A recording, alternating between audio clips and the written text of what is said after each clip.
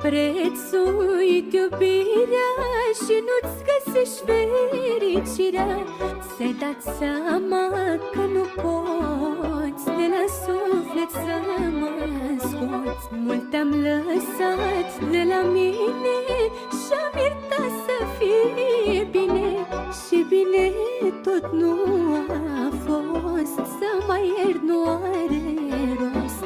Fă ce vrei, e treaba ta, poate că-i mai bine așa, să ne spunem bun rămas și lumea ta să te las.